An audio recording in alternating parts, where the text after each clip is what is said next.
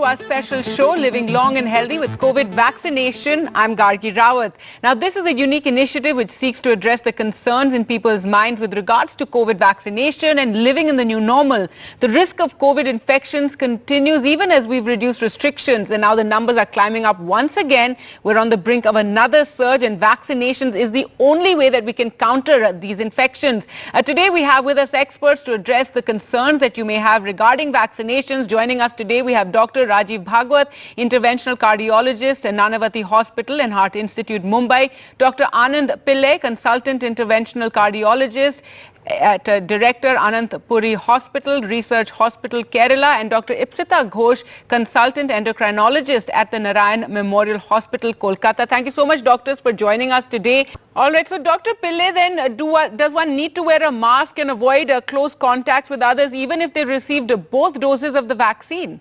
The answer to that is an emphatic yes. Even if you are vaccinated, you need to wear the mask. And we'll come to the reason as to why. When you look at the data, when they're talking about 80% effectiveness, 90% effectiveness, what that means is there is still a 10% or a 15% chance of actually getting exposed and getting infected. But you will not get any severe disease. You will not get bad disease to be hospitalized. And that protection is almost 100%. So that data is not something which is published that well. And I think that is what needs to be published. So 100% protection against severe infection, getting hospitalized, and 100% protection against dying from COVID and so on. But there is still a slight chance of getting exposed and getting infected. And likely you might have a mild infection, and sometimes you might even be asymptomatic. So even if you're fully vaccinated, you could get mild infection or asymptomatic infection. And you need to be wearing a mask in order to protect yourself from even getting that. Right. So even if one is vaccinated, continue with the COVID protocols, not for yourself, but for all the others around you, for your near and dear ones, your loved ones, your family. Dr. Ipsita Ghosh, there are many people who are also, planning a family, and they're wondering whether it's safe to get the COVID vaccine. That's also a very important question, as none of the vaccine trial chose to include pregnant individuals or those planning pregnancy. So the direct knowledge is limited. But some trial patients inadvertently became pregnant. So the CDC, that's the Center for Disease Control and Prevention, has been tracking around 30,000 individuals who became pregnant after vaccination, and out of which around 1,800 have given detailed description of vaccination and pregnancy outcome.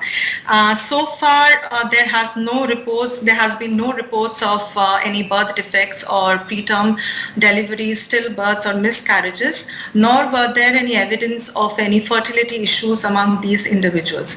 But these human trials did not focus themselves on studying the effect on fertility, but the animal trials showed no infertility amongst those subjects.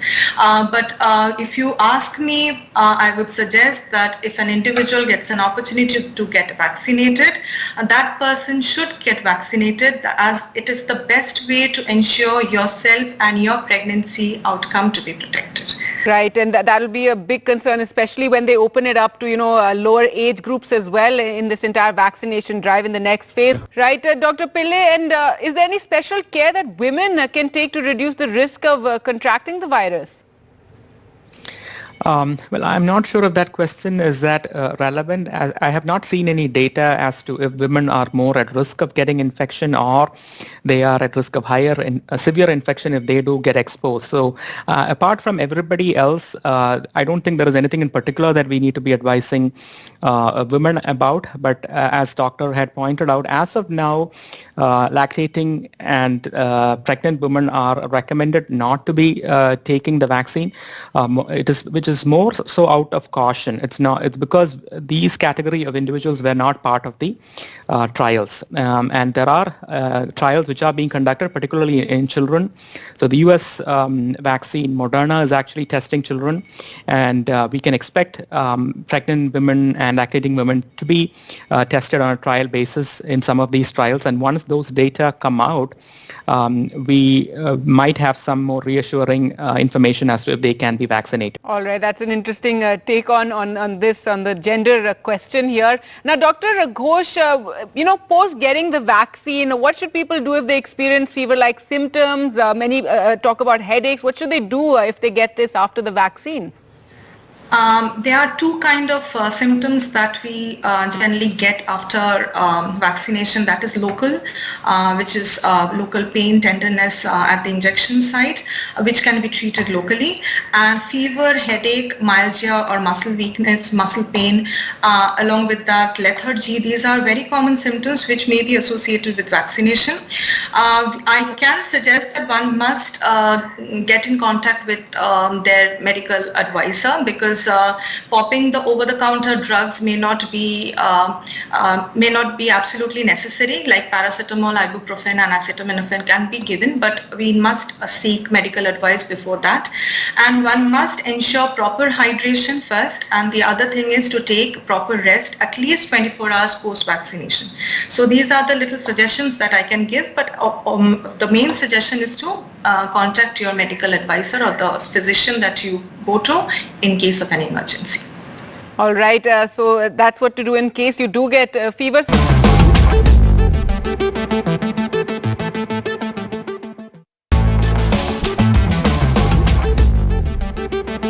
Welcome back to our special show, Living Long and Healthy with COVID Vaccinations, where we try and address all your fears, any concerns that you may have about the vaccination drive, because remember, it's only through vaccines that we can get ahead of coronavirus pandemic.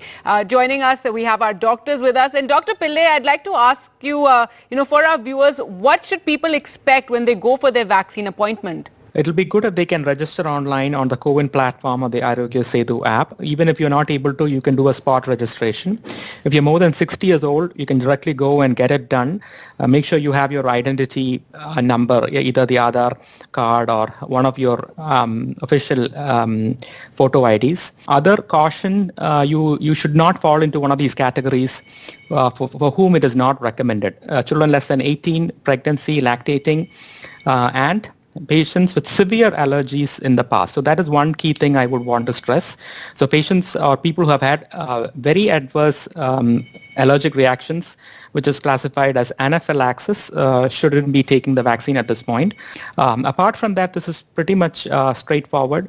It will be good if you have your list of medications and the list of medical problems with you. That will be helpful for the vaccinating officers.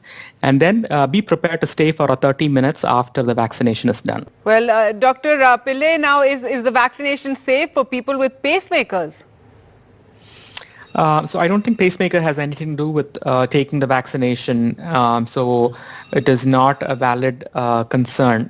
So people, irrespective of if you have a pacemaker or not, even if you have a pacemaker, you should be getting the vaccine.